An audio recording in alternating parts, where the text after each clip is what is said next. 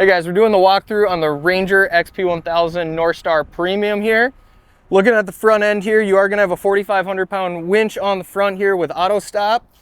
There is going to be a free spool option on this winch as well. It's going to be on this right hand side. You just have to click the lever back behind here to engage it and then flip it back up to re-engage. Looking at the front hood here, you can take this off by just moving these two clips right here. It'll lift and then you bring it towards you. This is going to get you to your coolant fill, coolant fluid there. This is going to be your windshield washer fluid here as well. You got your bar here for hooking up any electronics that you might want to add onto here. You do also get a wireless winch remote with this machine. Right out of the gate, they're going to get stored right in the hood here unless your salesman has put it in one of the glove boxes. But this guy's right here. To turn it on, you're just going to hold this button on the back. It'll turn on, and then you've got your in and out functions there wirelessly as well. When it comes to adding this guy back on, you do have two tabs right on the bottom here that'll line up on these two here. So make sure they're in there first. Slide it forward and lock both of these back down. In the premium model, you are going to have crank windows to open and close here.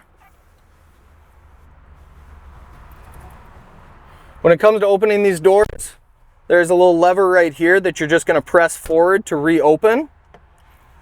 And then on the middle here, you're going to have your windshield washer fluid here. Turn it on, spray fluid, turn it off. You've got your three different modes here. You've got your work, standard, and performance modes. And then you've got your turf mode, two-wheel drive, and four-wheel drive. Below this is going to be your heat and AC functions. To turn that air conditioning on, you would just click this forward. You got your fan settings here, and then your heat and AC. Below that, you've got your 12-volt hookup, battery tender, and USBs. To start the machine, you're going to put your foot on the brake, turn the key over, and it'll start it up for you. Looking at the other functions on the Ranger here, you've got your winch controller right here. You've got your in, you've got your out, as well as your lights, low beams, and high beams. Looking at the display screen up here, you got three different columns here. This top one is going to move with the buttons right in the middle. So you're going to go from your RPMs to your engine temperature to mile per hour. And then to adjust this middle column here, it's going to be these two buttons here. So you're going to go from your odometer, engine temperature, your service hours, engine hours, your voltmeter, trip 2, trip 1, and your odometer. To get into the settings for this vehicle, you're going to press the mode button and hold it. Going through your options, you're going to be able to change your units from mile per hour to kilometer per hour, Fahrenheit to Celsius.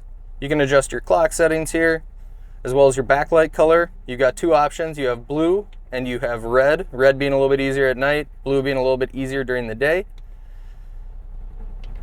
You got your backlight level. I usually keep that all the way up. It's the easiest to see. And then bringing it back to our service hours here. So there's a 100-hour service interval after your break-in period. So you can get in here and adjust this all the way up to 100 if you'd like. We'll keep it at 25 because that is going to be your break-in service or your break-in period throughout the first couple of rides here. So with the 25-hour break-in period, you're going to split that into two 12.5-hour periods. The first one, you'll be running that from 0 throttle all the way up to half throttle and varying it in between. For the second set of 12.5 hours, you're going to be varying that from no throttle all the way up to 3/4 throttle. Again, varying it in between. After you get through that break-in period, it is going to be your first service on that machine. Bring it in, do an oil change the filter, and a check on a few other components. Steering wheel here does adjust. There's a tab on this left-hand side. This is going to be able to raise and lower this for you.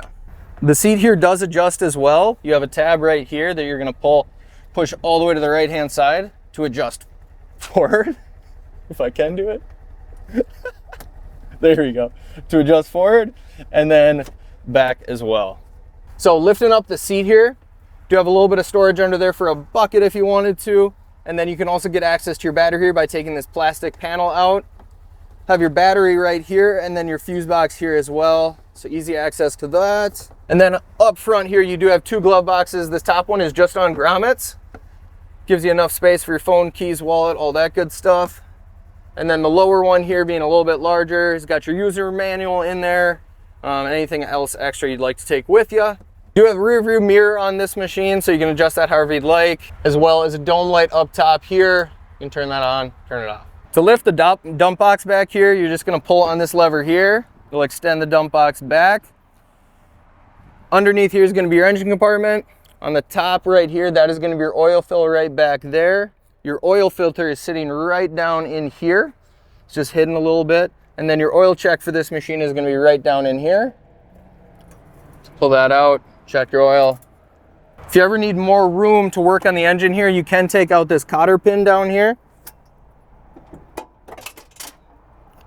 Take it out to adjust for a little bit more room to work on the engine there. And then putting this guy back on, you're just gonna feed it right back through the hole here, lifting the dump box down, and then closing it back up. In the dump box here, we got the tailgate we can lift down.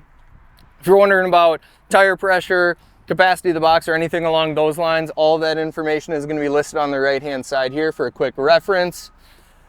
We'll close this guy back up. Filling up gas on these guys is going to be right here. So easy access, easy to fill up while you're at the pump.